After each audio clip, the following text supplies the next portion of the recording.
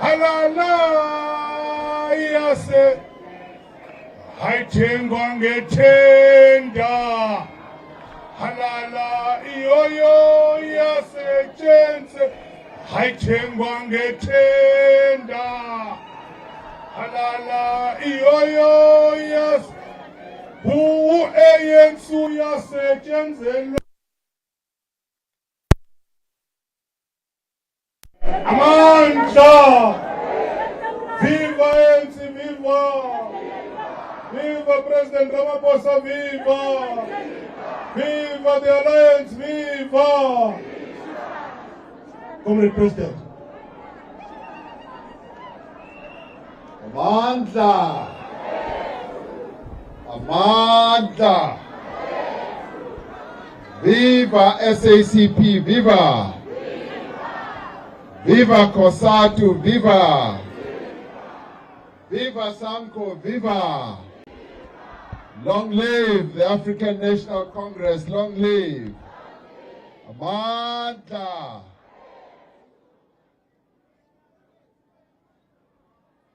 General Secretary,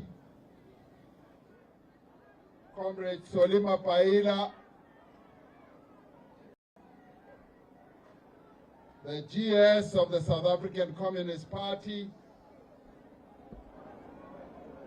the other officials of the South African Communist Party who are here present, the leaders of COSATU who are here, and the leaders of SANCO,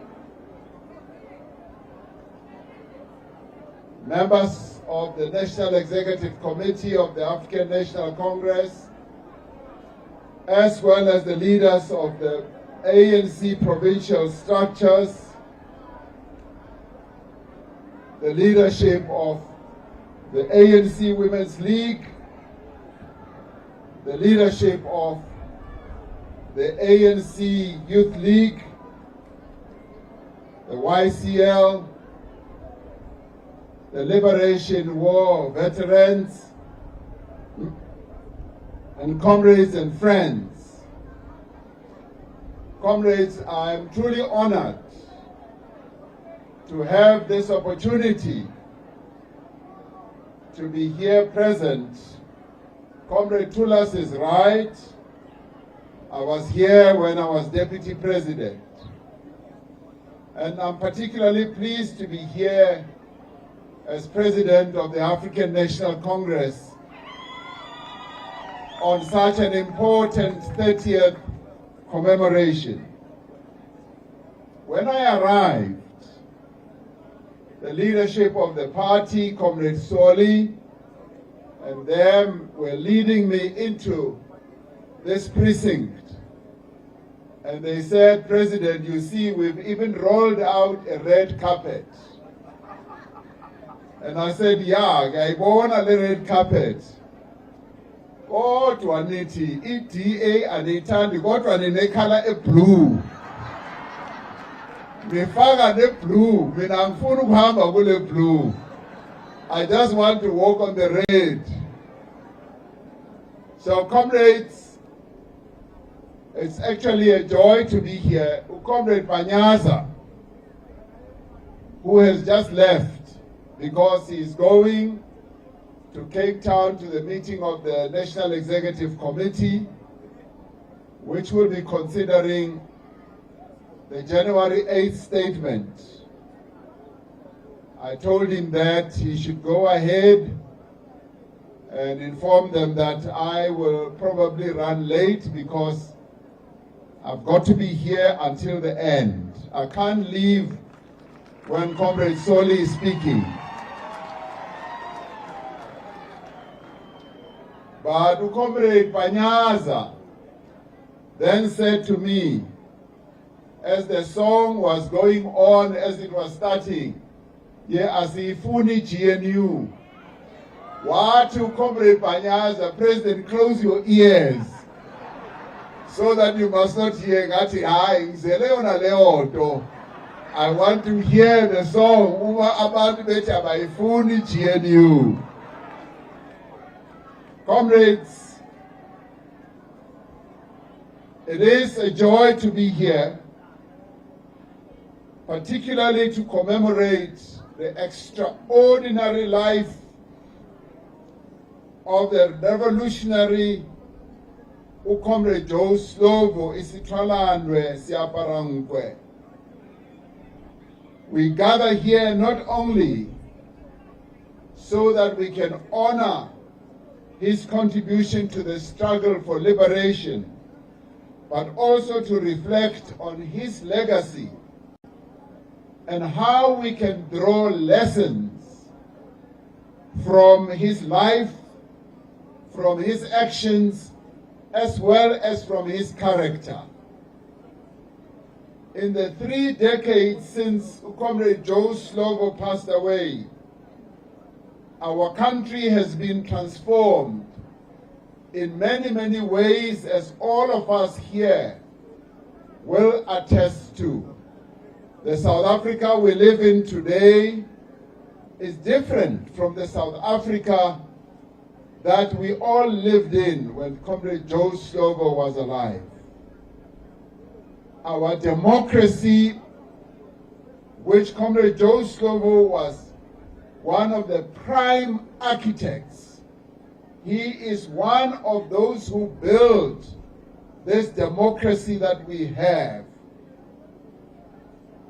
Our democracy is a robust one. It is sometimes noisy, but it is also a democracy that allows that we should hear all voices.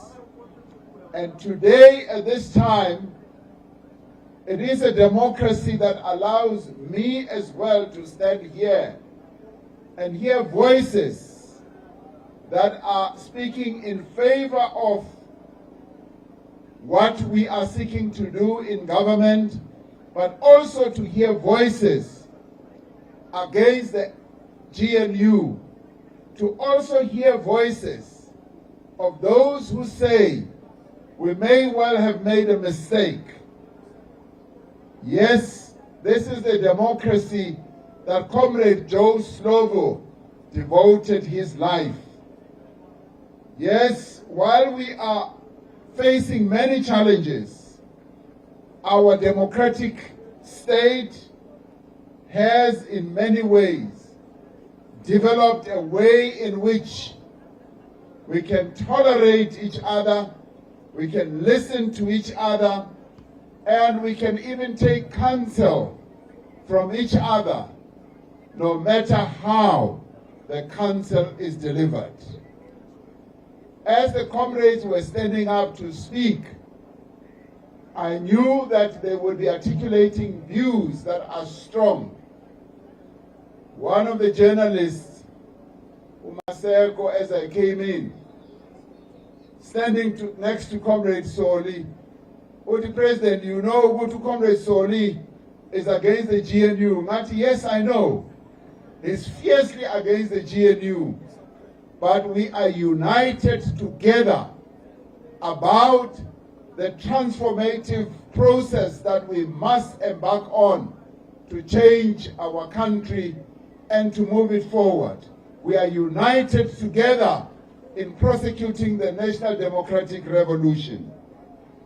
Our constitutional institutions safeguard and advance all our rights as South Africans, as comrades. Across the country, millions of South Africans have seen the progress that has been made, and yet we all agree that while much has changed, many of the features of our apartheid past still remain. The shadow of apartheid is still with us. Apartheid still casts a shadow on the lives of many of our people. As we move forward, that shadow continues to follow us. We are a country that is characterized by extreme inequality, by poverty, unemployment, and unemployment defines the conditions of the lives of many of our people.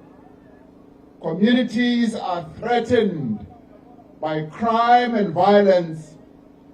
In some areas, the state itself is unable to reliably provide the protection and the services that our people need. Comrade Tulas Mercy has been very strong on this podium, talking against corruption. Corruption undermines the capability of the state, and it also erodes the institutions of society, and it also diverts away those resources in the country, those resources that are needed most by our people. Many elements of the social and economic construct of apartheid colonialism that Comrade Joe Slovo so effectively described and so fiercely opposed still remain today. The mission to which he dedicated his life is not yet complete. That we must concede. It is, however, our shared responsibility as the liberation movement, but more particularly as the Alliance, as well as the broader democratic movement, and also as the people of South Africa, to complete the work that Joe Slovo started and left unfinished. It is our responsibility as the Alliance to pick up the spear where it has fallen. Joe Slovo was exceptional in many ways, and this is the day when we should focus on remembering Joe Slovo and see what lessons we can draw from his life. A number of us here were privileged to have worked very closely with Joe Slovo, to have seen how he worked at close range, how he interacted with the giants of our movement like Oliver Reginald Tambo, Moses Mabhida, Ubaba Kotani, Nelson Mandela, Ubaba Walter Sisulu Mama, Albertina Sisulu, and many others. When presented with the opportunity as a person to embrace the privilege of being a white South African, Joe Slovo chose to side with the oppressed and the exploited. He was born into a world of privilege, but he forsook that privilege and sought to join issue with us, to join the struggle on the side of the oppressed and the exploited. Joe Slovo chose a life of struggle, a life of adversity, of exile, and also of great personal risk. Like many other compatriots who joined the struggle for freedom, Comrade Joe Slovo held fast to the principle that justice is universal. He believed that justice, whether it be social, political, or economic, cannot be available to one person to the exclusion of any other. It cannot be allocated according to race, gender, or class. This principle has been a common thread throughout our struggle. The ANC's strategy and tactics says that we seek to build a society that is based on the best in human civilization. It says that this society should find expression in the management of human relations based on the political equality and social inclusivity.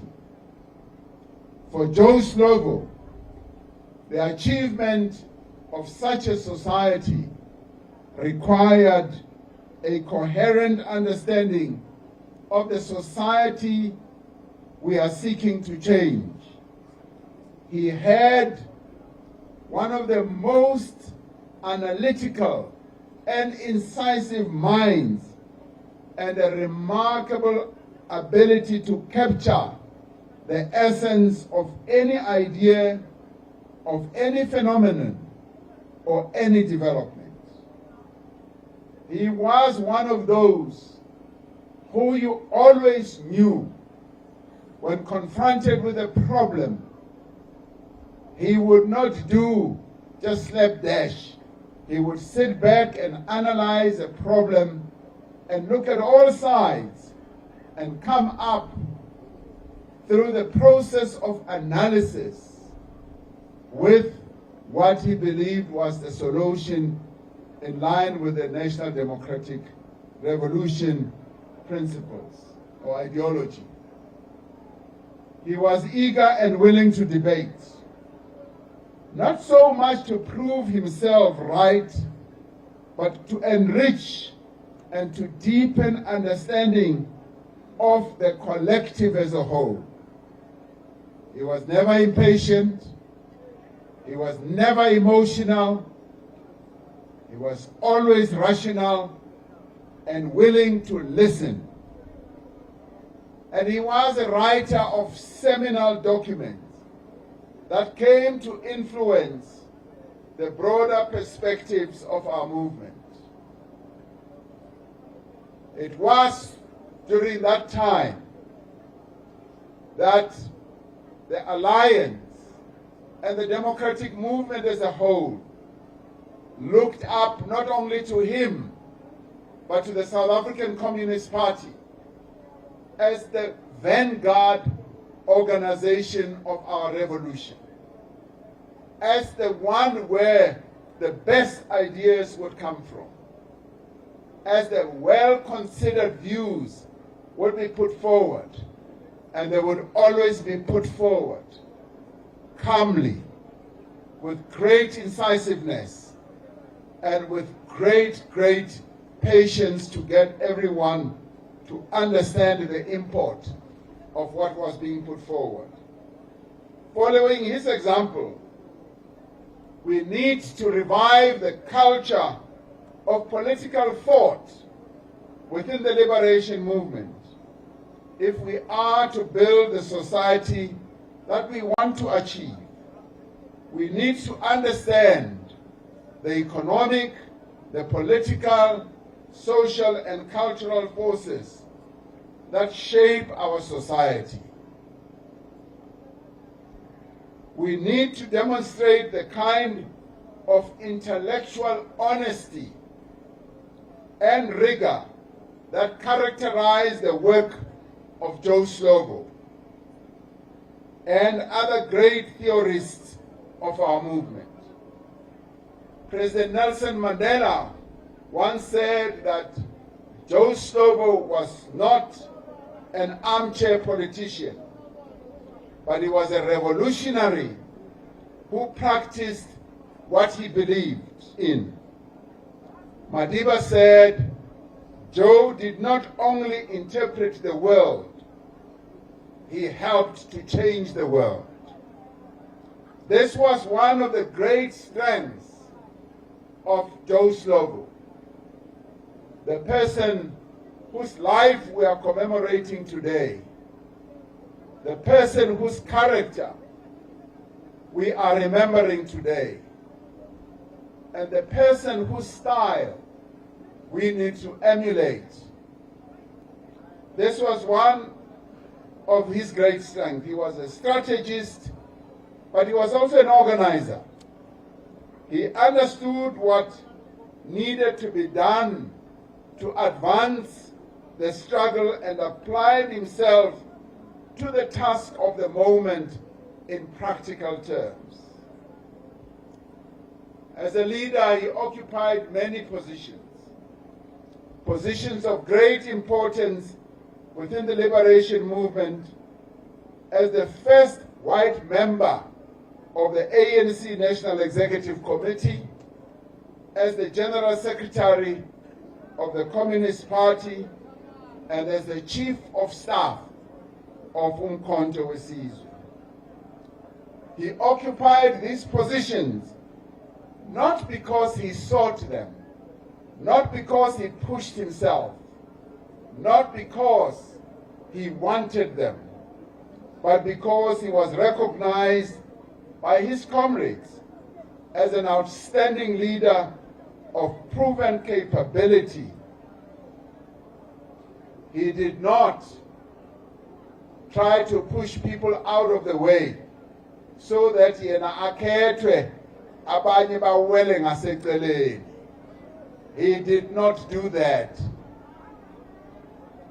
In each instance, he understood the value and the task of the liberation of our people, and he literally threw himself into the execution of that task.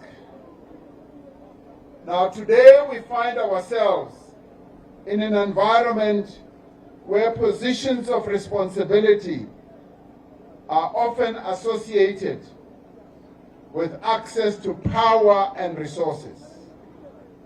We have unwittingly elevated the status of responsibility within the state to the detriment of building our movement as a powerful instrument for social and economic change. One of Joe Slovo's most exceptional attributes was his ability to appreciate changing conditions in the course of our struggle and to anticipate the need for new approaches. He was firm in strategy, but he was also flexible in tactics. He was among those who saw the need for the shift to armed struggle in the midst of an intransigent government and a repressive apartheid regime.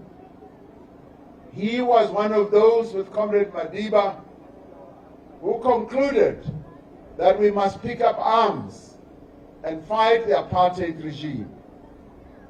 And as negotiations for a democratic transition got underway, Comrade Slovo was among those who argued for the suspension of the armed struggle. Yes, that decision was severely opposed within our ranks in the African National Congress and the Alliance. Comrades just did not understand why we would enter negotiations without prosecuting our struggle to ultimate victory and march into Pretoria with our guns blazing. But he understood the exigencies of that moment. He led the debate in the ANC also on very tricky concepts such as the sunset clauses as a means to break the negotiations deadlock and clear the way for the adoption of an interim constitution. And this came from a high-ranking communist leader who saw that the moment that we were in required different tactics so that we can use that as a beachhead to move forward and to strengthen our own position, to use that as leverage. He is one of those who produced a document that finally said, apart from adopting the sunset clause, where we would retain those who were our arch enemies in certain positions for some time, we should utilize the moment to strengthen ourselves and indeed, and so that we can get to know the ropes of government and all that, and that's exactly what we did. He was also one of those who said initially, yes, we should embrace the notion of the first government that was led by Ubaba Nelson Mandela. He had the political courage to advocate for positions that represented a break with established practices. And he had the intellectual honesty and standing within the movement to argue persuasively and patiently for those positions. He was able to demonstrate how these changes in tactical approach were the best way under the prevailing circumstances to advance the National Democratic Revolution. He was also able to demonstrate how inaction or an adherence to tactics that no longer served their purpose could set back the liberation struggle. Comrades, this capability is as valuable and as necessary now as it was then when we negotiated the transition from apartheid to democracy. Those were difficult choices. Those were almost like impossible choices. In the elections last year, as we all know, the African National Congress suffered a great electoral setback. As a consequence, the conditions in which we pursue the NDR today is different from the conditions that prevailed in the first 30 years of our democracy, because we did not win an outright majority as to be able to govern on our own as we have done in the past 30 years. This is not the first setback that the movement has experienced in its history. The electoral outcome does not, comrades, signal the terminal decline of the ANC, nor does it represent the defeat of the National Democratic Revolution. However, the electoral outcome has sent a clear message to our movement that we must act differently, that we must act decisively and with urgency to restore the confidence of the people of our country in the African National Congress. This setback has required that we understand the nature of the changed conditions and that we adopt approaches that will maintain the momentum of fundamental economic, political, and social change in our country. Now, as the Alliance, we have the responsibility to carry the hopes of our people, especially in trying moments. We must continue, as Joe Slovo would have done, to continuously assess the balance of forces, to continuously analyze the terrain of struggle, and to review our tactical approaches accordingly. At this time, we should recall Joe Slovo's capacity for critical and honest examination of the liberation movement, its policies, its practices, its progress, its strengths and weaknesses, as well as its opportunities and threats. We need to speak openly about our own failures and weaknesses so that we can draw the necessary lessons and, importantly, take the necessary corrective action. This does not mean that we should diminish the progress who have made or disregard the substantial capabilities and strengths that reside within our movement. We need to move with urgency and boldness to implement the actions that arise from the lessons that we have learned. But we must also be willing to listen to one another. Yes, the African National Congress must be willing and prepared to listen to comrades who are saying the GNU is a mistake. We must listen. Similarly, every one of us must also listen to the path that is being taken and look out for the dangers and make all of us alert to the dangers that we see. We must also undertake the renewal and rebuilding of our movement and alliance with greater vigor and purpose.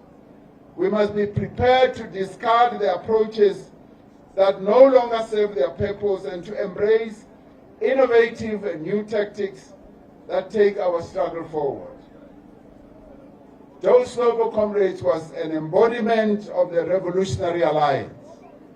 As a leader of the ANC, SACP, and Umkhonto weSizwe, he understood most keenly the respective roles and responsibilities and objectives of each of the alliance components. He articulated with great clarity the purpose of the ANC in advancing the National Democratic Revolution and its part towards the realization of the mission of the South African Communist Party. He understood the role of the progressive trade union movement, firstly as SACP and then as COSATU. He also understood the role that is played by civic organizations. He played an important role over time in shaping how these formations worked together and in developing their common program of action. For him, the relationship between the ANC and the SACP was vital. Through the contributions of people like Joe Slovo, the SACP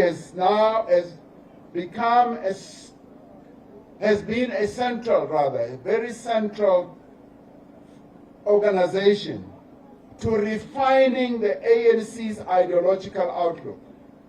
Together, the two formations have pursued common ends and undertaken common programs that have advanced the cause of the people of South Africa.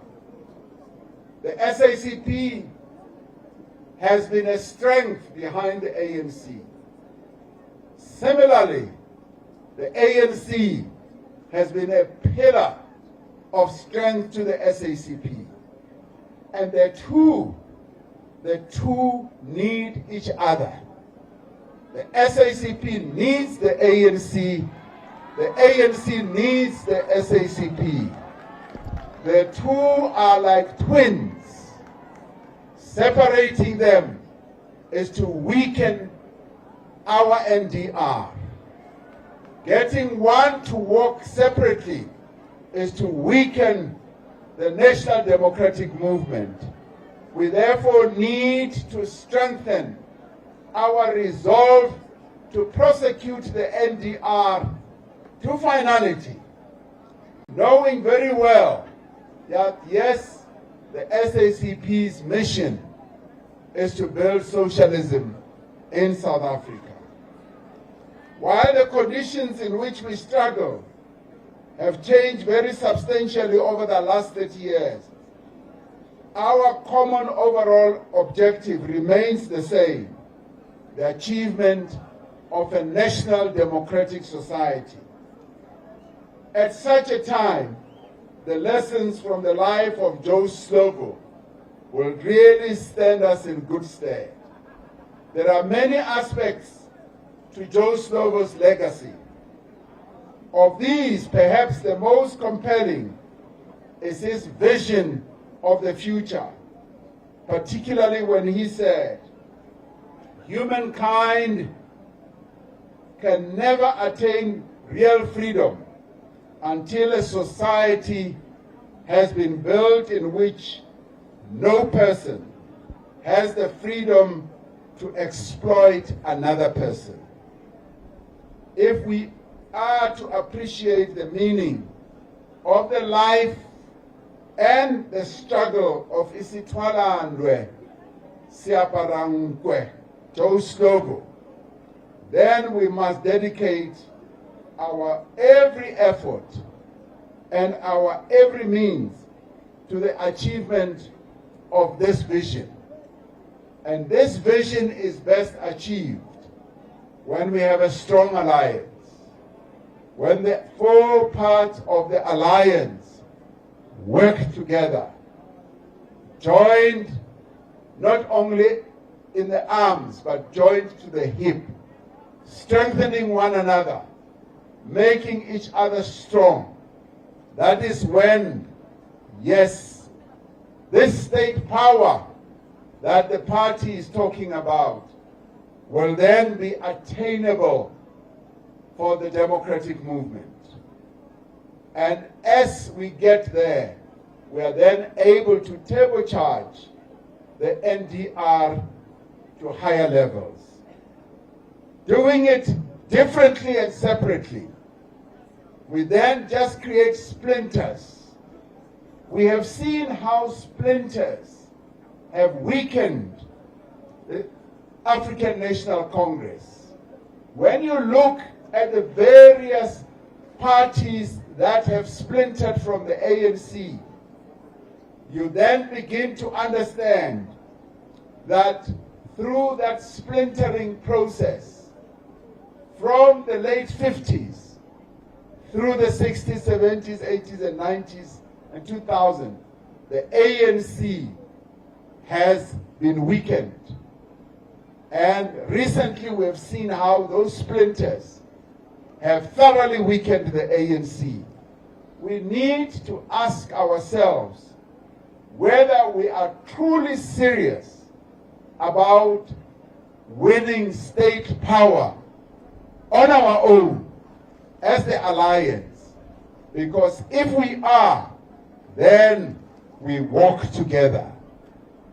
If we walk separately, then we must then accept that yes, state power is going to be diffused and is no longer going to reside in the hands of the mass democratic movement or the alliance.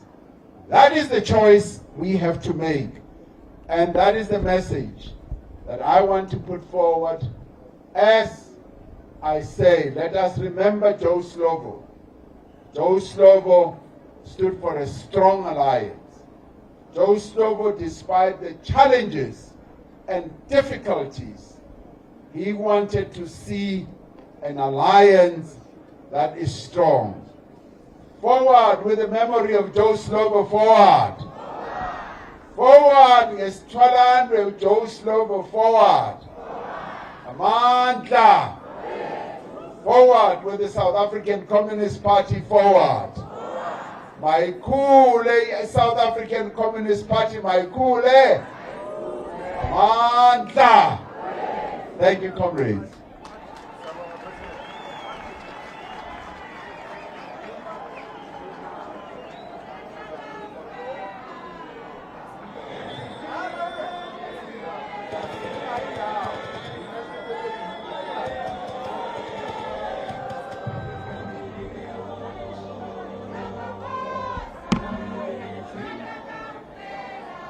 Dina, dina,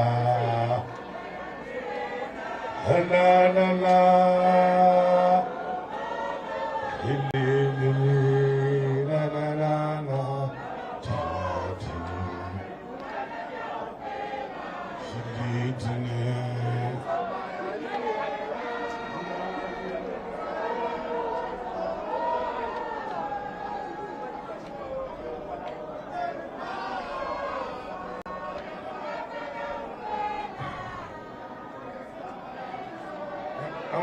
Amandla. Amandla. Amandla. Ithini lengxolo yakho comrade Nyiko and ingxolo imani Mlo imani ngale ngxolo ibambe comrade ngale ngxolo yakho. Comrades, I must thank the president of the ANC, but there will be the proper vote of thanks later on, after the main speech. Order, comrades. Order, comrades. Time, comrades. Time. Time, comrades. Time. Comrades, there's one which I've picked up. We're all listening, but there's a dialectic I've picked up, which said, those who do not want the GNU must also talk about, reflect on the dangers to the revolution. But equally, those who say, no, we're going, they must also listen to those who say, we don't want the GNU. That's a very nice dialectic for me. That's a very nice dialectic. As the people of dialectics, as the Communist Party. Comrades, we have come to the climax. Uvutondaba. Uvutondaba ke is the peak.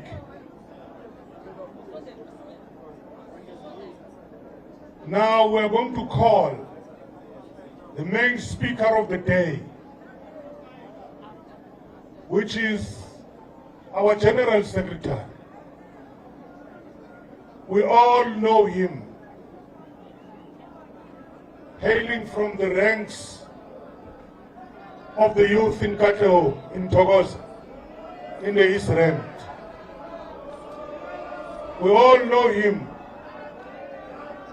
as an MK combatant, one of the young lions, growing up the ranks of the South African Communist Party, moving all over the country, organizing for the Communist Party, ending up being the Deputy General Secretary. And today, he is the General Secretary, fearless, brave, and honest what he believes in. Comrade Mapaila, deliver the message of the day about Joe Slovo.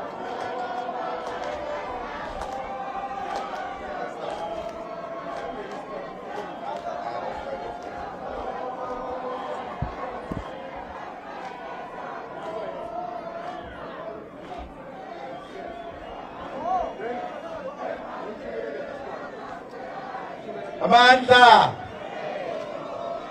Matla.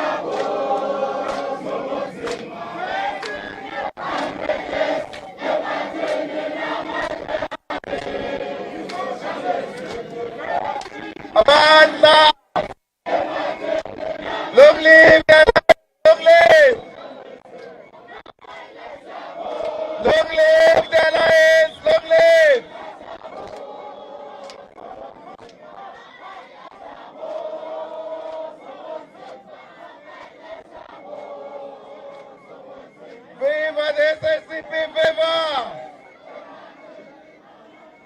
Viva the ANC, viva! Viva COSATU, viva! Viva Sanko, viva! Long live the alliance, long live! Forward to socialism, forward! Down with capitalism, down! Down with capitalism, down! Thank you very much, Comrade Program Directors. Comrade Tulasinesi, our Deputy National Chairperson, as well as Dr. Bandla Khatebe, Professor Khatebe, our Provincial Chair here in Gauteng, for running our program. Comrades, let me start by extending our greetings to all of you who are here today and greet the leadership of our movement present here, starting with President Cyril Ramaphosa, President of the African National Congress, as well as President of our Republic. I want to say that, Comrade President, you have joined President Mandela, who came here as well. Yes, President Mandela did arrive when we were celebrating the memory of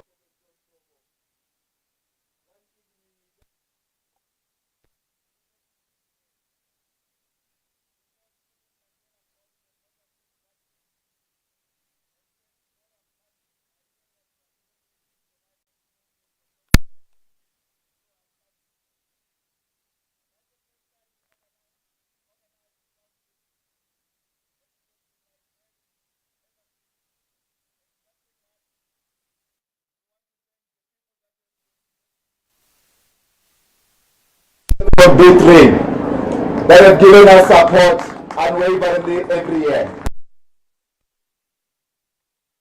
Let me also greet the leadership of the Communist Party, Comrade Joyce Murupa, our National Treasurer, noma singena mali kodwa uyazama. Na wonke amalungu ama-NOBs we-Communist Party, Comrade Madala Masuku, our first Deputy General Secretary, as well as Comrade Tulas Ngesi, our Deputy National Chair, Comrade David Masondo, our second Deputy General Secretary. Our National Chair is not okay. We want to wish him speedy recovery. He's seeing a specialist today. And all members of our Central Committee that are present here, and our provincial leadership from various provinces, especially our host province, led by Comrade Jacob Mamabulo, Minashuru, and members of the PC here in Gauteng, and the rest of the Gauteng leadership structures, especially our district here in Lida Jabani, led by Comrade Africa. We also greet the leadership of the ANC, members of the National Executive Committee, as well as the chairperson of the ANC, Comrade Panyaza, who just left to attend the NEC meeting that the president will join as well. We want to wish that meeting great success as they prepare for the January 8 celebrations, and also extend our special greetings to the African National Congress on this momentous occasion of its anniversary. Will be present in that anniversary, Comrade President. Let me also acknowledge the presence of Comrade Dada Morero, the mayor of the city of Johannesburg, who is the chair of our ANC in the region. We recognize you, Comrade Dada. We've had a brief discussion about the state of the city. It's a matter that we will take up going forward. Again, comrades, let me recognize the leadership of COSATU, led here by fellow fighter Comrade Mike Shingange, the first Deputy President of COSATU, and Comrade Duncan, who delivered the message on behalf of our mighty federation, COSATU. He's the second vice president. As well as the leadership of COSATU present here, Comrade Solipeto, the General Secretary. I've seen the former General Secretary, Pakanea, Comrade Becky Jali. Yeah, he's here as well. All leaders of COSATU affiliates who are present here. And leadership of SANCO, Comrade Muloi, and the rest of the leadership from the province who are here, and national members of the NEC. And greet Comrade Nombeko from Umkhonto Sizwe Liberation War Veterans. Commander Nombeko, thanks very much that Umkhonto Sizwe Liberation War Veterans continues the oath we all took to fight on behalf of our people, to be used as an instrument on behalf of the African National Congress for the liberation of our people. And I'm glad that MK Liberation War Veteran continues on this trajectory. Again, comrades, greet the leadership of our Young Communist League, all members of the National Executive Committee, National Committee of the Young Communist League, led by Comrade Mzwandile Takudi. Wonderful message, Comrade Mzwandile. Even the President acknowledged that this message is substantial. Siyabonga. I have seen other leaders, members of the Young Communist League, including one renegade member, but I like him. This one, Comrade President, is a medical doctor by profession. He's the only party candidate that was not a member of the African National Congress. I failed to convince him to join. All others belong to the African National Congress. We need a special session to engage him further as well, Comrade President. He's here. They are all greeted. Of course, the Communist Party of Swaziland, Comrade Mangoba, who gave us a message, and the President of Tudemo from Swaziland, Comrade Mlungis Makanya, who's also present here, we express our sincere appreciation. The ambassadors of our revolutionary countries, not every country is here in our activities when we invite ambassadors. We have the ambassador of Venezuela here. I was boasting to him that my speech comes from a cover of the Bolivarian Republic of Venezuela. I'll be traveling to Venezuela tomorrow, Comrade Ambassador, to join President Nicolas Maduro as we inaugurate him as the democratically elected president of Venezuela. From the elections that were observed by our own alliance, the Revolutionary Alliance, and the alliance gave them a thumbs up, free and fair elections. In any case, Venezuela runs the most democratic elections in the whole world. They have got more elections than any other country in the world. And all of them peaceful, great. And the system gives you results instant. So what imperialism is trying to do is something we don't understand. But we understand because of the resources in Venezuela. I'll talk to this particular question later on, that they want to continue to destabilize that particular country. We also have here, comrades, the representative of the Democratic People's Republic of Korea, the DPRK, North Korea, as they call it. It's one Korea is divided by imperialism, who have created North and South, and they put a buffer of military people, over 50,000 US soldiers located in that border to divide one country. But there's nothing they can do to that country. It's independent, DPRK. We appreciate your presence here, comrades. Most welcome. We are very much free when you are here. Of course, Comrade Bassam, the Deputy Ambassador of Venezuela, who gave us a message as well, we recognize it. But it's important, comrade, that we have indicated here that we have got special guests today as we commemorate this 30th anniversary since the death of Comrade Joe Slovo. We have the families of our fallen heroes, the family of Comrade Bani Mulukwan. They brought the picture here. Can that picture come to the front of Bani Mulukwan? I mean of Linda Jabani. And the family of Banmulukwan can come here as well as the family of Comrade Kinsibia, and the family of Comrade Linda Javan, and the family of Comrade Tsepo Simudi. Now, I want to say a few words about all of these comrades. Comrade Banmulukwane lies buried here in the Heroes Acre. He was one of our key leaders in in the special operations, the commander of special operations, reporting directly to Joe Slovo. As we know, the many battles that he undertook against the apartheid regime. His memory, his sacrifice, by his own life, it's something that we in the Communist Party shall never betray.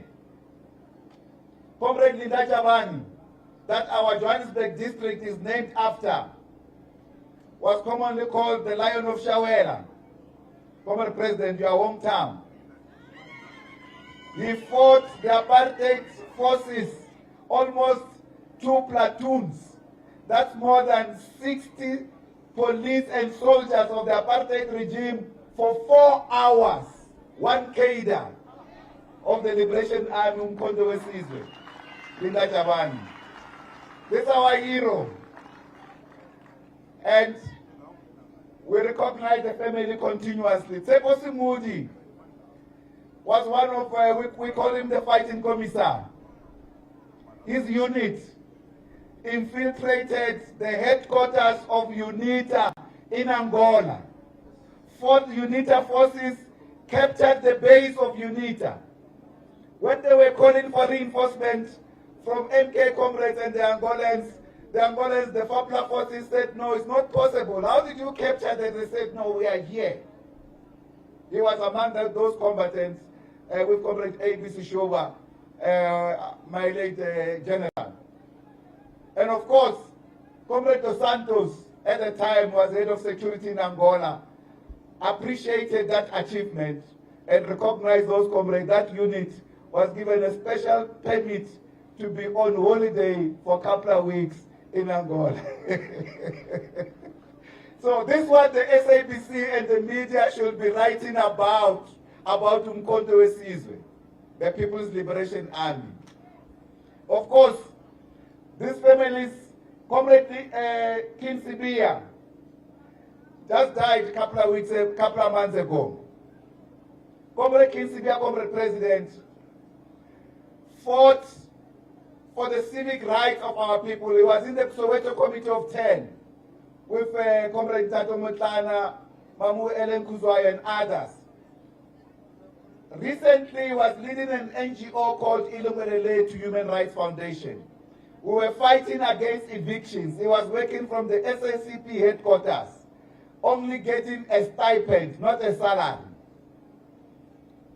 This program led to the victory against the banks in South Africa, which were repossessing people's houses and selling them for 10 rand and 100 rand after they've repossessed them.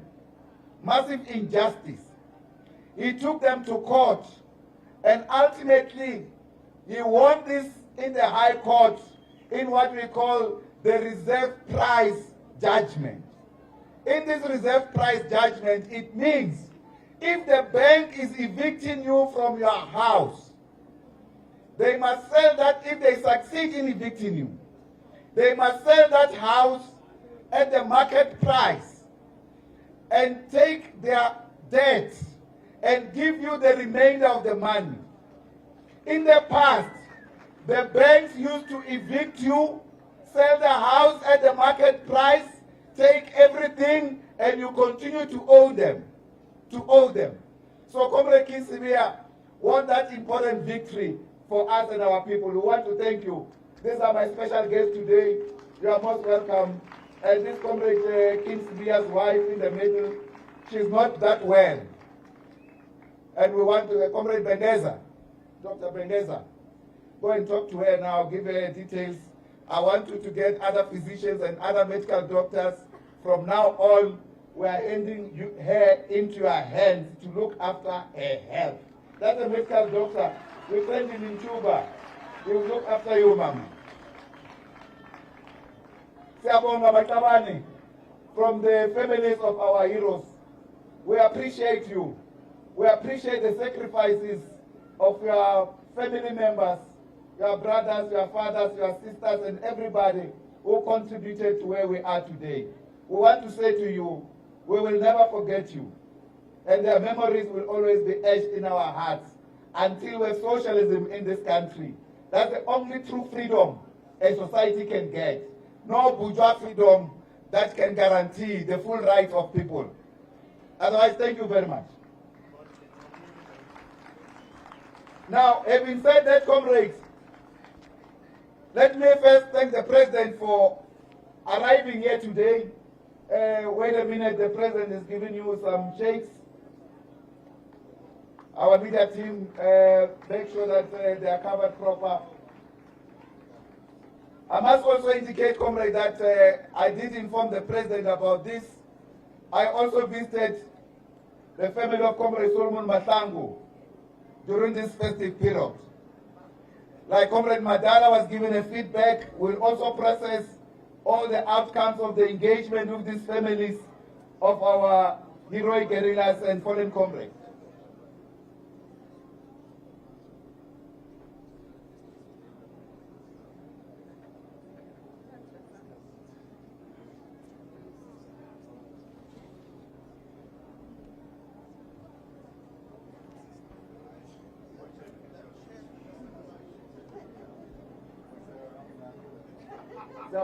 Sabon, Comrade President, thank you very much for the generosity.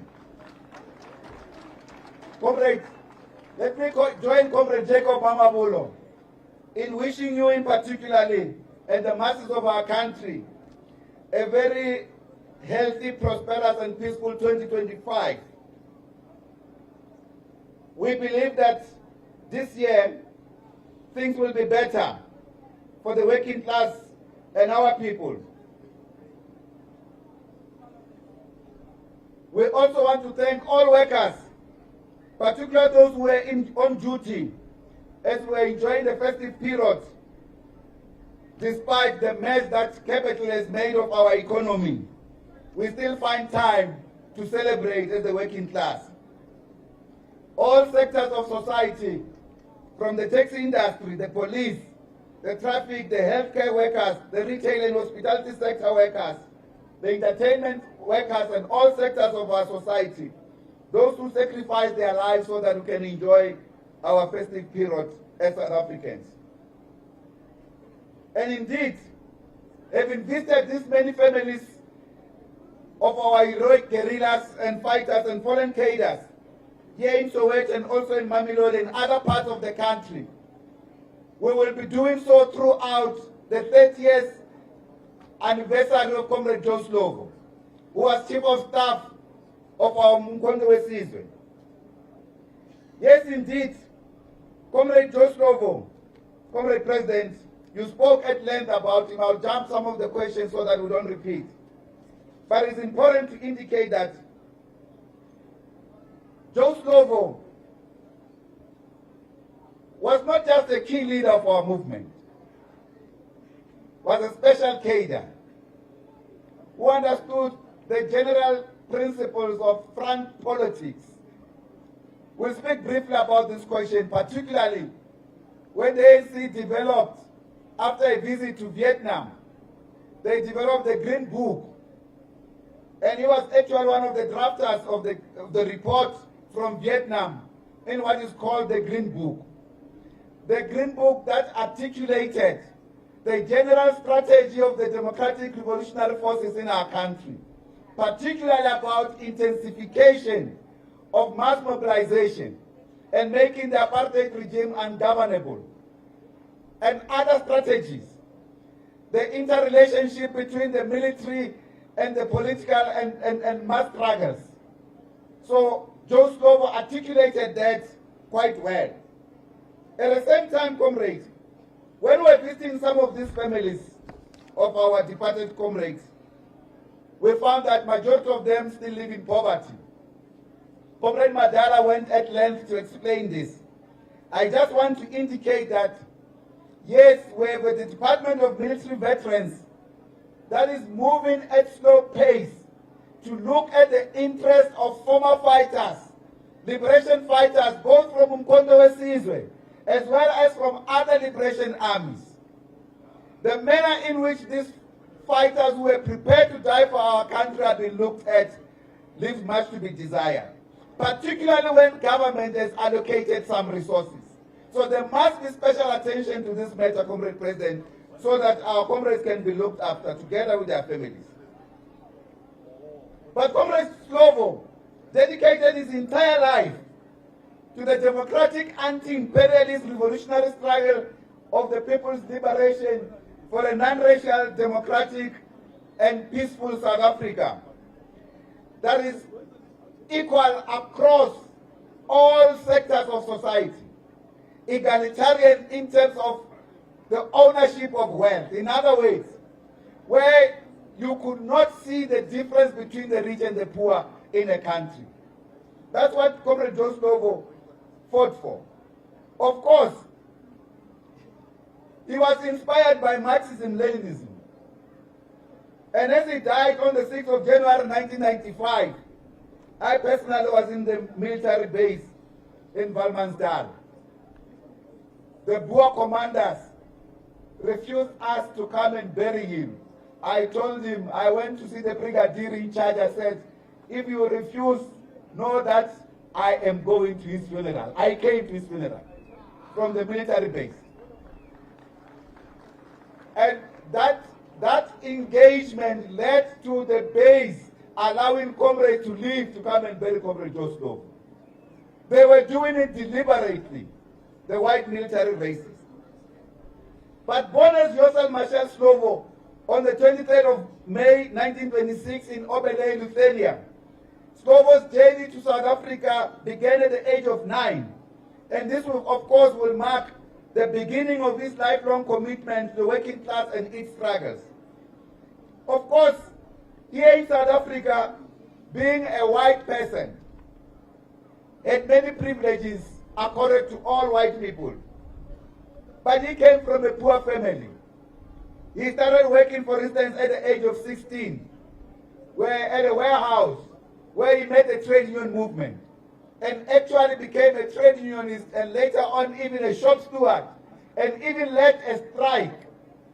It was when he was leading the strike that the response of the management was to favor only white workers, that he decided to take further the struggle for inclusivity at that very young age.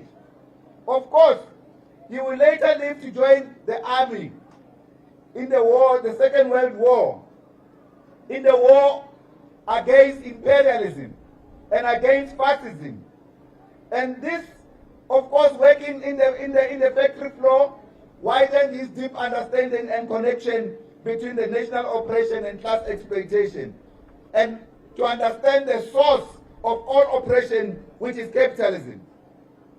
He became a key leader, as Comrade President indicated, of our movement across the board. But when we speak about Joe Slovo, we cannot do so as communists. This is the most important task that we need to do even in our communities. We don't just talk politics without analyzing the condition of the people in that particular community. That's where we derive our program. Our program is derived from the condition of the working class, from the condition of the people. So party structures, branches, your task is not much to follow leaders. It's to analyze the living conditions on the ground and to respond to those conditions, to change them for the better, so that the people can live better. We're in a country that, for instance, many will say if Slovo was alive, he will use the same Marxist tools of analysis, the same tools that were imparted to the rest of the liberation movement, to understand society and how to resolve the problems of society. One of the current problems is that when we look at aggregate achievement of our liberation struggle, we always say this as the Communist Party. We are grateful for the achievement the liberation movement has made in this country. And we hope our people can also be more grateful, particularly the middle strata. At the same time, we are aware about the reversals that are taking place at a strategic level. The reversals that make this achievement minuscule.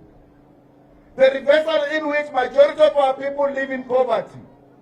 Majority of our people can't afford just basic foodstuff on a daily basis in a country that is practically the richest on the African continent. Leave this debasing of the economy by Nigeria and even Egypt. The issue is that we are also the most industrialized economy on the African continent. Yet, our people survive on less than 2.15 rand, $2.15 a day, which is equivalent to 18 rand 78 cents as of recent. Now, no one can survive on this, particularly with the high cost of living in society, driven by factors beyond our control, driven by the imperialist USA, because the US corporate president, one thing that all people in government must appreciate is the fact that we never should compare how we run our economy with that of the United States. The United States runs the economy by corporations. They don't even have SOEs, state-owned entities. Even in the defense sector, they don't have. They just capture a corporation, give it money, like Lockheed Martin, that makes their fighter planes and everything else. They give it money for research and development and everything else, and say, you don't sell to anybody except to us. You only sell to somebody when we want you to do so. So they have no interest of society at heart as a system. The system is not meant for society. It's meant for corporations. And the corporations are, the state is just a mere procurer of services. In our case, it's different. We're an underdeveloped country. Siyawafuna lama SOEs are developing those zohlala. So that, for instance, take for instance, electrification of our country by ESCOM. It will not have been possible if we were in the US, because everyone will still have to go and buy on a private basis electrification of their houses. Before I came back from outside, Comrade President, you visited us in our camp one day.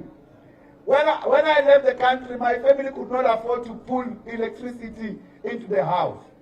But the next door neighbor who ran a tavern had. Now with the state capacity, we rolled out electrification across the country. So that system must remain, and in other areas as well. We also need innovation and create appropriate entities. For instance, in this country, where we have got so much sea, we still do not have state control of fisheries, except by legislation. We can't feed our people protein, our children protein in the inland, because the entire fish industry is left to private capital. The state must play a role if we are to deal with poverty and innovate and enter those spaces and not leave everything to capital. Because capital doesn't care for the people except for profit for themselves. At the same time, Comrade President, the working class is living under a super burden of exploitation by capital. The state that you lead cannot observe the hardening conditions of the workers and the people of our country.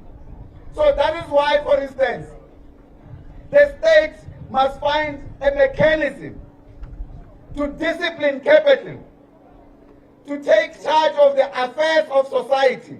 I'll speak at length later on about this particular question.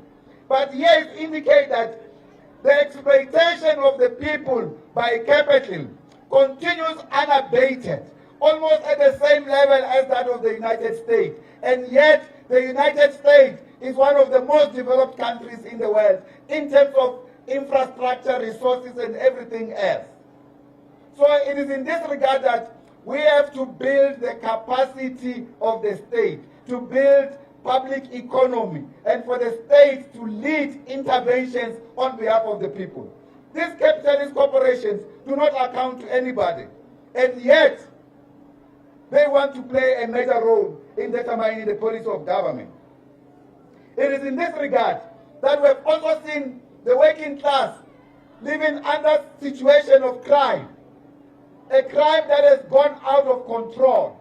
The principal driver, Comrade President, of crime in society, the principal, not only, but the main and principal driver of crime in society is capitalism. In the capitalist capitals like Europe, they counter that by making sure that every single street is monitored by the security police. That's why there's peace in Europe in terms of general crime. But in our case, where we have no such capabilities, crime becomes a crisis, particularly for women and children in our society. But the source of it is capitalism. So the state has to find a way in which it disciplines capital so that all the social ills that capital creates and it doesn't take responsibility for. The state can't just take responsibility on behalf of some institution or some entity that creates problems for society. Of course, comrades, we have therefore to create programs on our own and not say we will wait for the defeat of capitalism before we defeat crime and before we defeat gender-based violence. We need to fight gender-based violence, correct people who are doing wrong to others in our communities by reorganizing ourselves. That is why one of the things that, as I recognize Comrade Banyaza, we've got crime wardens here amongst us. Comrade President, the communities are beginning to enjoy life in our townships here in Gauteng. When I visited the family of Comrade Kinsibia after his passing, just after we parked 2 cars, 2 crime wardens just arrived from Norway. They want to see that where we are going, the community is safe. But when Comrade Banyaza launches this program, who's the first person to attack him? The DA. They say, you won't have the money to do it. Stop this particular program. Because they want us to have our communities unsafe and the ANC to be seen as failure. So it is in this regard that we have supported this initiative by Comrade Banyaza. And we are saying other provinces can learn from this important example. And one thing that also Comrade Banyaza has done was to integrate former liberation veterans from across the board to join in the fight against crime as crime wardens in our communities. But comrades, taking a cue from Joe Slovo, learning from him, Comrade President, we know the role that he played, which was vital in the resistance against apartheid. His brilliance and theoretical clarity and contributions that shaped our revolutionary movement and its path. Particularly, for instance, in his seminal work, the South African Working Class and the National Democratic Revolution, he further elaborated the inseparable bond between national liberation and class struggle, and argued that the defeat of apartheid was only the first step towards the social transformation of society. And his commitment to gender equality was equally revolutionary. He equally appreciated that the source of unequal power relations in society is capitalism. Even patriarchy itself, the essence of patriarchy, is a product of capitalism. In other words, the unequal power relations between men and women is a fundamental product of capitalism. So that is why even in Europe, the most, or in America, wherever, these countries with over 200 years of liberation, they still have women oppressed because of the capitalist system that they are pursuing in those countries. Of course, Comrade President, when we look at the current problems that we are confronted with as South African Communist Party, including the challenges facing our revolution, we always summon the will of the people like Joe Slovo, their intellectual capabilities, because we learned from the same pot. Let me just say this. I was saying to Comrade Dada, we will find time to talk. But I want to address from this podium the comrades who are leading the municipality in Sidibei, in the Val. Comrade President, if you ask your team to drive you to Sebokeng today, you will be shocked by the deterioration of that particular township. It's led by our comrades. It's unacceptable. Whatever, it doesn't matter which route you use. It's not passable. It's not, you can't enter Sebokeng proper. It has been like that for the past 6 years. Now, these are the conditions that are afflicting even other municipalities across the board in our country. At the same time, we now have a Minister of Copter saying he's going to cut public works programs. That were a major intervention to alleviate the crisis in our local municipalities. We are opposed to that fundamentally as the Communist Party. We'll say something about this question later on in the main input. But of course, Comrade President, we have seen both progress and regression. In other words, progress and reversals in economic development of our country. In economic terms, we can say that progress has been very slow and even reversing, largely because the democratic state is gradually withdrawing from the economy in favor of private capital. This has led to stagnation in the lives of our people.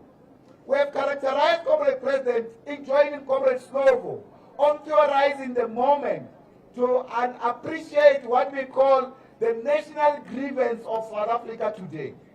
We characterize that as lack of change for the majority of our people. In other words, lack of economic change has now become a major national grievance of our people. That's a new analysis from South African Communist Party.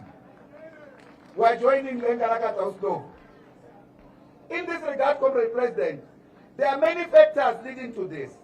Part of colonial factors, apartheid oppression, capitalist domination of the economy, and their ruthless exploitation of the workers and so forth. But fundamentally, the neoliberal policy that is pursued by government. This gives imperialist forces stranglehold on our economy.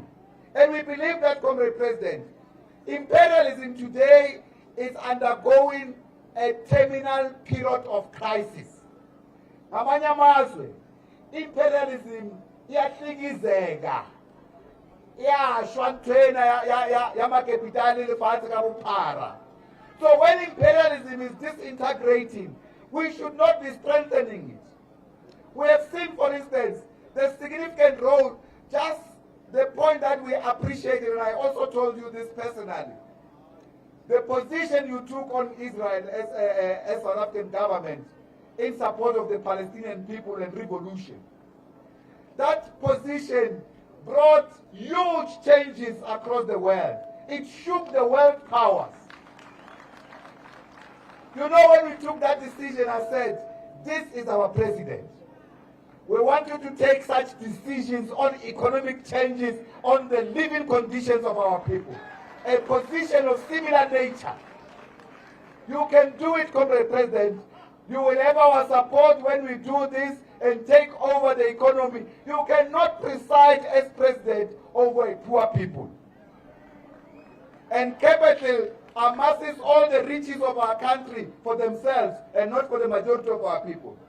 So it is in this regard that when we look at the economic exclusion of the majority, the ownership of and control of the economy in our country remains dominated by a tiny capitalist minority who are largely white and male. You know, we are talking about Joe Slovo, that this white capitalist also hated. They hated him because he was a revolutionary and because he was a communist. But he was a non-racial, he had a non-racial character. He fought for all humanity. That is why he was disgusted after he led the trade union strike, only to find that white workers benefited more than black workers. So when we say and point out the fact that capital today remains in the hands of a white minority who are recalcitrant to change, who do not want to change, they say we are racist. We cannot be racist for pointing out the problems in society. Even that if that problem particularly is racial. We have always appreciated as African Communist Party, through our analysis of colonialism of a special time, that fundamental one of our problems in South Africa is a racial problem. It's equally a gender problem, patriarchal problem, as well as a capitalist problem. All of these problems, Comrade President, have not been fundamentally resolved. That is why we have to act with speed as a movement to deal with domestic capital, particularly that continues the legacy of colonialism and apartheid built on super exploitation of the majority of our people and continue to oppress the majority in our country. The people cannot enjoy freedom when they are oppressed like this. It is in this regard, Comrade President, that we must appreciate that capitalism itself generates these inequalities that we talk about, including poverty and unemployment in our society. The democratic state cannot resolve these matters unless it confronts capital. So in other ways, you see, we follow the United States in many instances at the level of policy on how they take decisions. We even are saying that the United States is democratic. Those guys, they are not democratic. Just a couple of days ago, Biden, the president of the US, on the 2nd of January, he signed some decrees. For instance, stopping the Japanese company to buy Nippon Steel in the US. He stopped this deal. It's a multi-billion dollar investment program. He stops it because he says, no, this is going to make America subservient to Japan on steel. Despite that, these are capitalist countries. So he has the decree to do certain things.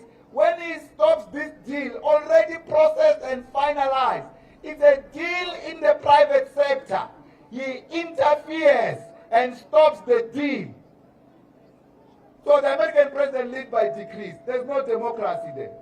In our case, we don't have those decrees. The capacity that we have is the voting majority of our people. And when they have given us that mandate, we must effectively utilize that mandate. Here is another analysis, Comrade President. This analysis, I will read it in full. I will not talk to it.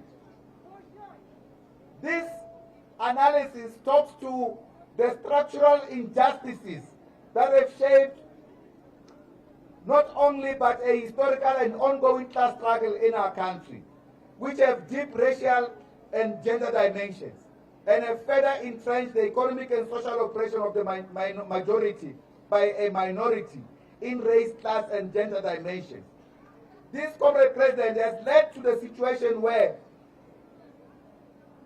the political will of the political class, if you like, I use this thing for the media purposes, not as an ideological orientation. The political class have to understand that this situation facing our people have to be reversed. You cannot do it if the people who are joining you in government, their intention is to decapitate, to destroy the working class.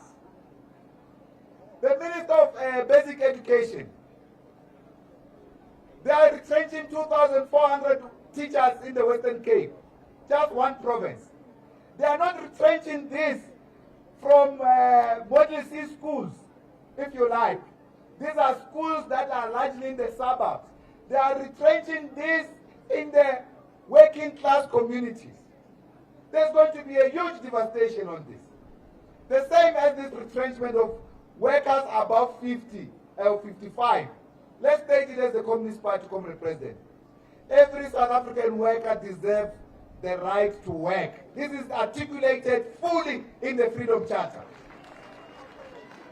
And we should not accept any government, and I'll talk to you about this in private. There's another minister that I know and said to some of the comrades in senior management that we are cutting them off above 55 from within the ranks of the movement.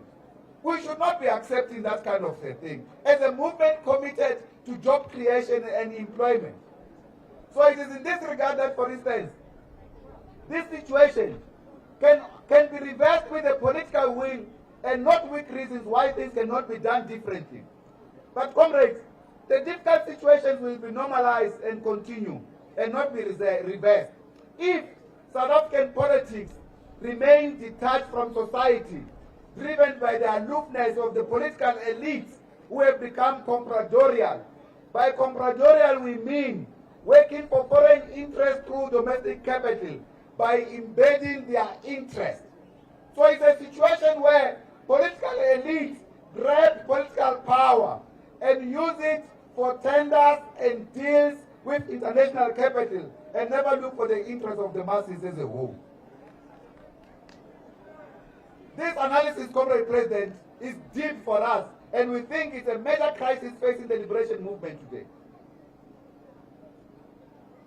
Comrade Slovo, for instance, when we join him further, we will say the political elite in this country has stolen the people's politics and the political dividend of democracy in our country.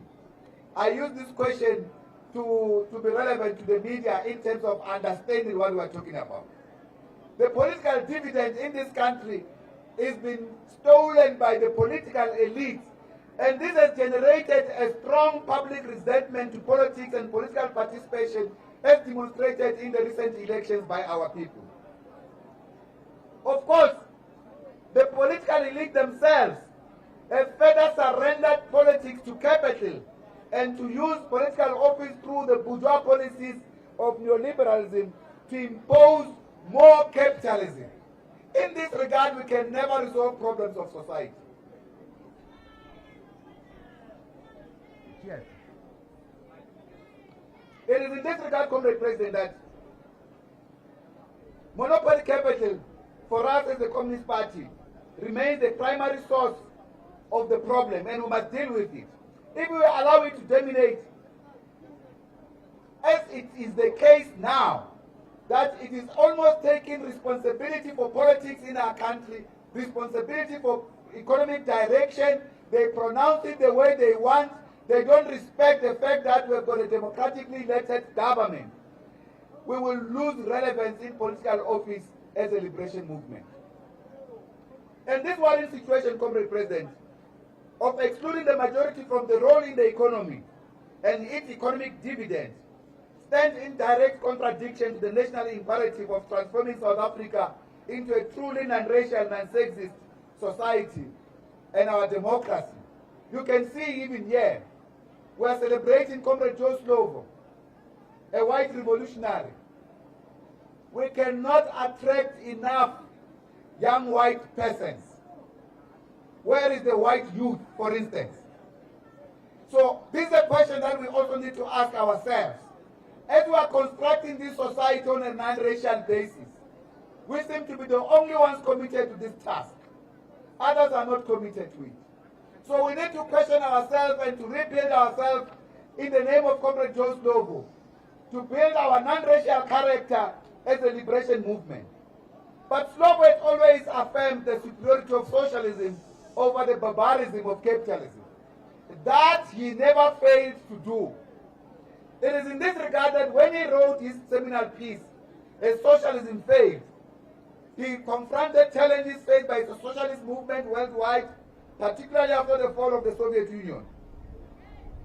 But he called, in the same breath, a fundamental return to the principles of and foundations of Marxism-Leninism, and his vision for a non-racial, non-sexist and democratic society towards socialism remain steadfast in our case. Today, Comrade President, the biggest crisis we face in our society, economic crisis, is that capitalism, which is the primary problem, has now captured the economic ideology of government. And when we say this, Comrade President, is not personal, but capital driving the ideology of neoliberalism, which says, because neoliberalism's function is that you don't need a state per se, you need corporations. That is why they don't see any problem to cut jobs when the movement is committed to job creation. One of the manifestos of the African National Congress, the previous one, was even talking about employing almost 50,000 community development workers and healthcare workers in our communities, particularly in preparation to roll out the national health insurance. But neoliberal forces are hell-bent to reverse this trajectory because for them, that's not profitable. For us, capital also says in many instances, they will tell you that we invest in our people. Our most investment is our people. When they lie, they only need the skills of the people to make them more profit. The state, the public sector, must truly invest in the people. And investment in the people is to guarantee people's health and to guarantee them jobs. Therefore, we need to deal with neoliberal structural reform ideology that is now characterizing key thinking within government, particularly now with the GNU that includes the reactionary DA, a party opposed to the National Democratic Revolution and even to socialism. While this direction is not new, Comrade President, and we've always been opposing it, particularly this of the ideological position of the DA, it is important to indicate that essentially the elite factory is not going to take this country any forward. That is why when we became agitated as the Communist Party, and I think one other thing, Comrade President, is that leaders of the alliance have to get used to how I speak. I speak like this all the time when I get into the podium. It's not anger, Comrade President. On my part, just so that you know. Capital, the DA in particular, its main intentions, they have never hidden it, Comrade President. They continue to say it in many respects. We monitor them every single day. They say their mission remains to destroy the African National Congress. Now, we are simply saying, you know, when Oliver Tambo gave our comrades in Frelimo a message through Samora Machel, when they were engaging with the apartheid regime towards signing the Nkomati Accord, he said to the ANC, to Samora Machel and the Frelimo comrades, please don't hug the hyena, because the hyena eats you and your bones. They finish you off. The DA and other forces that we are hugging in the GNU are hyenas that are going to finish us off as a movement. That is why, politically, just as the year starts, they begin to regurgitate, to rebuild themselves, to say they must meet again the forces of the Moonshot Pact. They are preparing themselves on how to weaken us further. We, the South African Communist Party, will not allow our movement to be destroyed by reactionary forces and we sit down and do nothing about it. We will fight them to the tilt. Therefore, we fully reject neoliberalism in its entirety.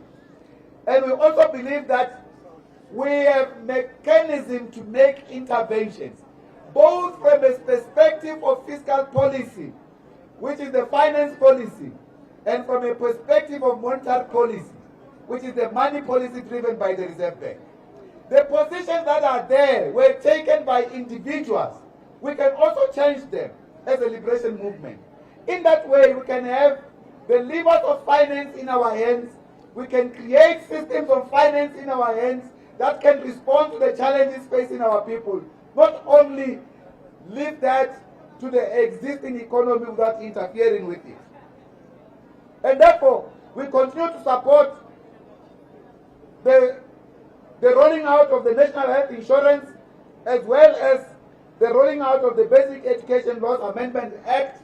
And this one, we are going to pay special attention to Minister Warube, because she has said, according to the DA, they want her to roll out all these regulations for as far as possible. We are even prepared to take her to court for speedy implementation of this Better Act that you have signed, and we appreciate that you went ahead and signed it. We must indicate, Comrade President, we were unhappy when we were feeling that you were having the pressure without talking to us and giving these reactionary forces more time. Now that you have signed it, she must lead in the implementation of this and not streaming this thing through regulations. We also believe, Comrade President, that COPTA must stop this program to retrench workers, particularly taking away over 225,000 community work program workers who are in this work program. This will have devastating impact on our communities currently who do not have enough income, or majority do not even have income. We say this will be a callous betrayal of the ANC's own manifesto, supported by the allies in the recent 2024 May elections. Because that manifesto spoke about creating 2.4 million work opportunities through public employment programs. So this is a critical program. But the people in government that we are colluding with are seeking to reverse all of these interventions. We also are calling, comrades, that instead of having this retrenchment, we must create capabilities to create more jobs through the state. The state, Comrade President, part of the national dialogue that we'll be participating in as a Communist Party, is to call for the government to open the dialogue about the national debt of the country, so that we can use the resources that we have to create jobs and make people to meet their own livelihoods. Towards conclusion, Comrade President, and all of you comrades, we are dealing with the question of the working class representation, the crisis of the working class representation in our country. This question relates to the state of our economy, the state of our people, as well as the crisis that the working class finds itself in. It is in this regard that the Communist Party decided to participate in the coming local government elections in 2026. This task, comrades, is not the intention to weaken any force of the alliance. On the contrary, our intention is to strengthen the alliance. Yes, in order to strengthen the alliance, we cannot be outside observers when the situation is getting bad and very bad for our people. So we are entering this space. We are not the enemies of the African National Congress. I just highlighted to you, we only have one member, my dear Dr. Bengeza, the only one who's not a member of the African National Congress. So the dual membership continues.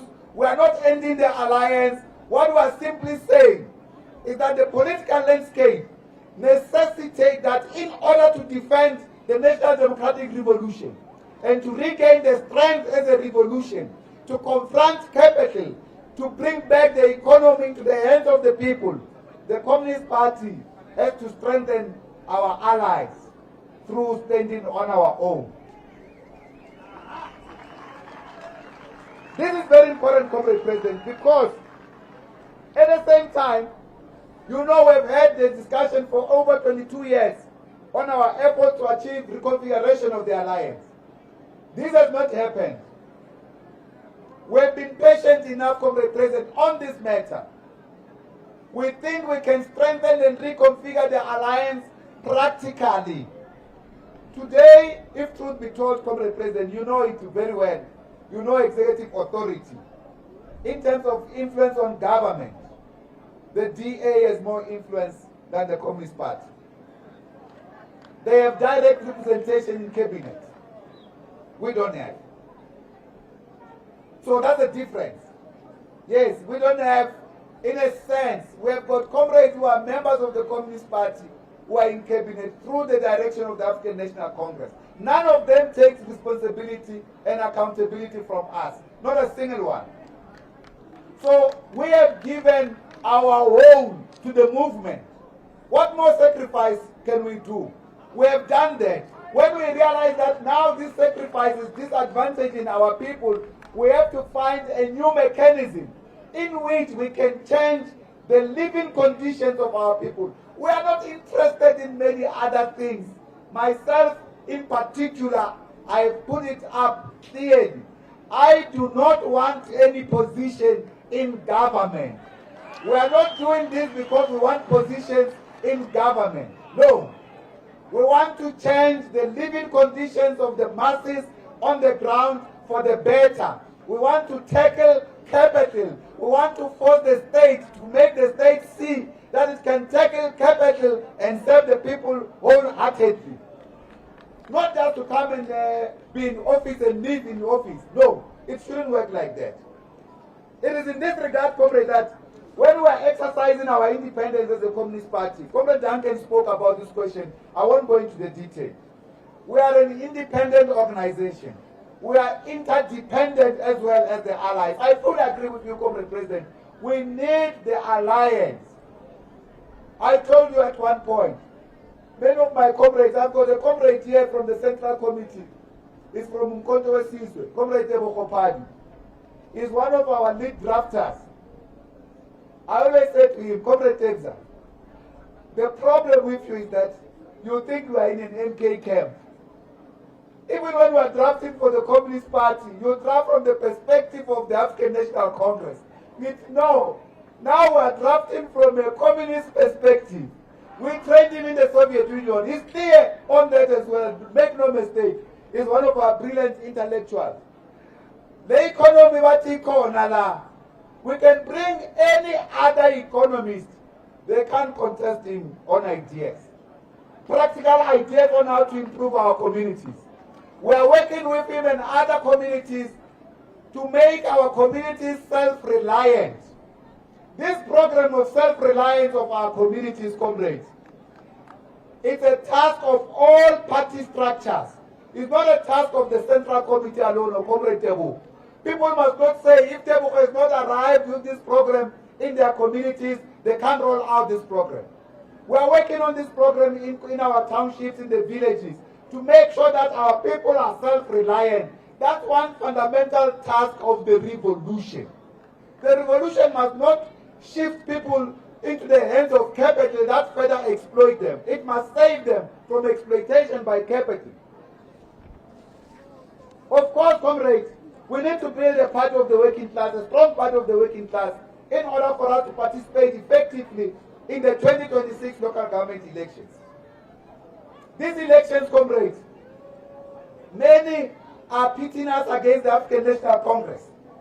Even some inside the Communist Party are getting confused. No, we are contesting political power of society. We have just indicated the crisis of representation of the working class in governance, because majority of the people stayed away from the elections than those who participated in the elections. So we are entering that space clearly as a Communist Party. We do not want opportunists who will be moving from one area to the other, dividing our movement in the name of the Communist Party. We are participating in these elections independently for the working class, not for our own jackets. That's how it's going to be. We will shape South African politics differently. The march to socialism is now starting in earnest. This march is unmitigated. In other words, it's as clear as the daylight. We are on a war path. We have launched a mass battle against capital. And if the state and the democratic state aligns itself with capital, it will fight against itself, against the masses. That is why rudimentary objects of democracy will be created in our communities, Comrade President. We are starting one, which we hope one day, when it's possible, you will find the possibility to go in Tegezwin, where President Mandela once lived, to start a rudimentary concept of people's power, wherein constitutional democracy and people's democracy are allied and the people can look after themselves. Because there's been a new stage of extortion, where a criminal gang has gone amok, it's raping women and children, and people have even abandoned their houses. So we cannot accept that thing in a situation where democracy, under democracy, the only thing we say you must respond to is to say, go and report it to the police. We are rebuilding the rudimentary structures of people's power to fight people's democracy on the ground. This will be part and parcel of how we are going to rebuild local governments, for instance. And of course, in this regard, we'll be building popular power of the masses and building more broad fronts and community fronts in our realities. Of course, in this regard, comrades, we are also integrated with the international situation. We want to say a few words in this regard. The first is that we want to call on the United States of America to end its illegal blockade of Cuba and the occupation of Guantanamo Bay, and to remove Cuba from the so-called list of countries sponsoring terrorism. How is it possible that Cuba can sponsor terrorism? Only the US that compiles this list unilaterally, without any democratic or multilateral mandate, say so. It is a pretext to maintain, for instance, imperialist aggression, including continued illegal sanctions against Cuba outside the framework of the United Nations. We are saying to the USA, they must stop undermining the United Nations itself and start implementing resolutions of the UN that they always oppose but are supported overwhelmingly by majority countries to end the illegal blockade on Cuba.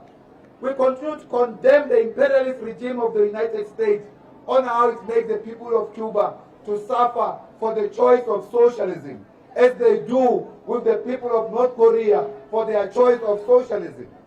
We strongly denounce equally the autocratic regime of Swaziland for its continued human rights violation and repression of democracy and communist activists.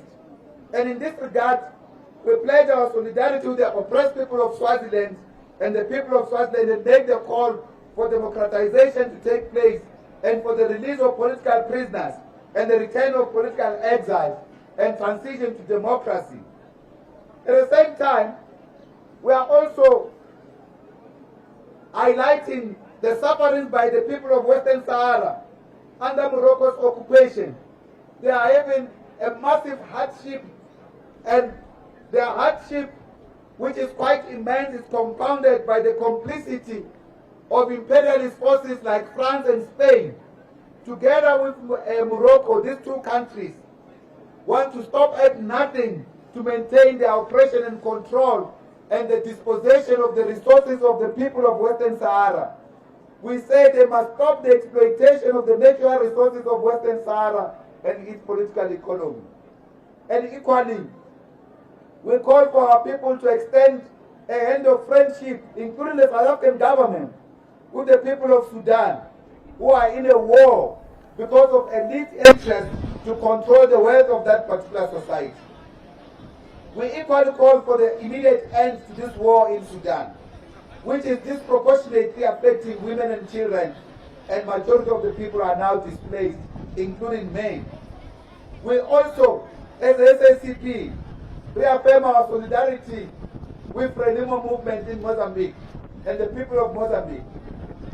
Once again, we congratulate Frelimo on their recent electoral victory in Mozambique. We strongly condemn any attempt to destabilize Mozambique. Imperialist-backed forces are often involved in such destabilization. Even this chap of Podemos in Mozambique. who's creating himself an independent. At one point, he's not independent, this church. He's literally a reactionary, comes from Renamo. So we must decode him fully. At one point, he was a candidate of Renamo, a reactionary force that colluded with imperialists for the oppression of the people of Mozambique. So while we respect the people of Mozambique to resolve their internal problems, our solidarity with the people of Mozambique and Frelimo in particular remains unwavering. We equally congratulate our comrades in Namibia of SWAPO for their electoral victory, and we express our ongoing support towards fundamental change in Namibia. We also welcome the shift towards the left in Botswana with the Umbrella for Democratic Change's victory. The Umbrella for Democratic Change is an alliance inclusive of, among others, the Botswana National Front, which is our ally.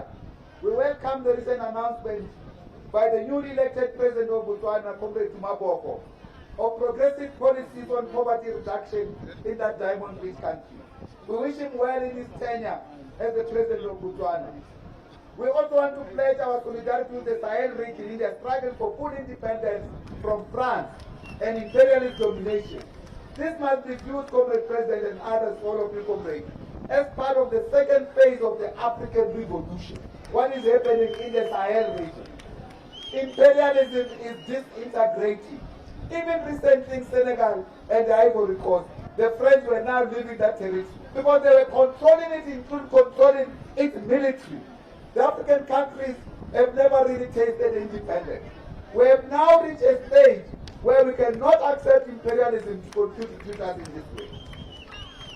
We stand equally in solidarity with the people of Venezuela, the people of Nicaragua and Bolivia and others in Latin America against U.S. imperialist aggression. We support and will be represented at the inauguration of President Nicolas Maduro of Venezuela in the next few days. We equally want to condemn the interference by the U.S. government and the attempt to destabilize Venezuela because of the U.S. policy of regime change. Our solidarity with the people of Palestine remains firm against apartheid Israel-centered regime's occupation and genocide. And we stand with the axis of resistance across the Middle East against Israeli aggression and U.S. imperialism. We also, comrades, want to express our continued solidarity, a firm one for that matter, with the people of Palestine for the freedom of historic Palestine and against the expropriation of Palestinian land by the occupying apartheid Israeli regime.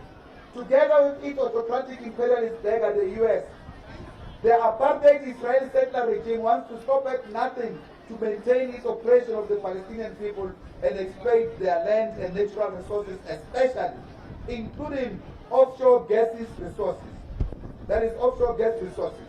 We equally call for the release of Dr. Wissam Abu Safia, director of Kamal Adwan Hospital in Gaza, which was the only remaining functioning hospital in Gaza, has been bombed by the apartheid Israeli regime. Of course, we are calling on solidarity of our people, the people of South African people, and particularly from Communist Party members and our liberation movement, with the people of Yemen, who are equally under bombardment from the United States of America and from Israel. They are destroying Sana'a and the country of Yemen on the basis of its own independence. We are pledging our solidarity with the people of Yemen, as we continue to do with the people of Syria and Lebanon in their fight against foreign occupation and terrorism. And we call on the world working class and progressive forces to strengthen the rising multipolar movement for a just, peaceful world order free from imperialist oppression. We welcome equally the rise of China as a significant force in global multipolar world system to create a just world order system. This is very important for us and for progressive forces.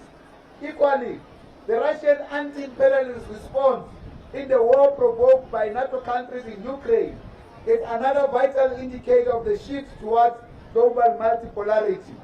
Even just a few weeks ago, Secretary of State of the US, Blinken, admitted in public that the Americans sent armaments, missiles, and everything 5 months before the special military operation of Russia into Ukraine, to prepare Ukraine to attack Russia and to keep this war going for as long as they want. So we're saying the emperor is naked and has been exposed, the emperor of the USA. Russia, on the one hand, has demonstrated its capability to stand out against the US-led imperialist collective West.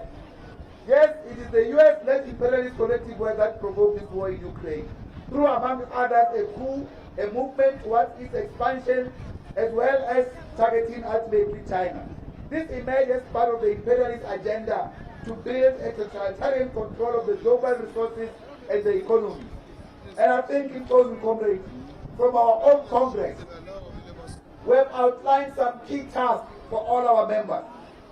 The most immediate task of the working class today is to free itself from the cocoon of compradorial politics characterized by elite-driven representative democracy.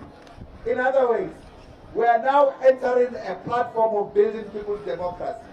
We need to embrace the agenda for transformative change of our material living condition for the better by freeing also our own revolution from the cocoon of colonial entrapment development trajectory.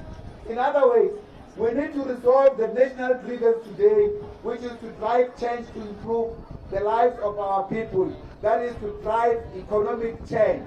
In doing so, we must tackle capital head on. It is in this regard, comrades, that also when we participate in this national dialogue, we must shape it and not allow capital to go and shape the national dialogue and then give us a project that the working class did not shape. We'll be actively involved in shaping this national dialogue engagement on the ground. And we call on our branches to refine their strategies to implement our program, the South African struggle for socialism, and to prepare ourselves for effective participation in the coming local government elections. All our members must embrace organizational renewal framework of the Communist Party. Its 3 pillars is serve the struggle, serve the people first, serve the revolution first, serve the Communist Party first. So in other words, selfless service to the people is the key theme of our task going forward. We must build party structures in all communities to safeguard the interests of the working class and to give strength to the struggle for self-reliance of our community. The revolution, comrades, belongs to the people, and they are the ultimate barometer if that revolution is working or not. We shall be judged by our deeds on the ground, and ours is to build socialism on the ground. As we said, it is either socialism or barbarism. It is in this regard that we are going to make sure that our revolution is fully defended and is on a correct trajectory. We are not in any way seeking to weaken the revolutionary forces, but on the contrary, to strengthen them. Amanda! Long live the alliance, long live! Forward to socialism, forward! Thank you very much, comrades.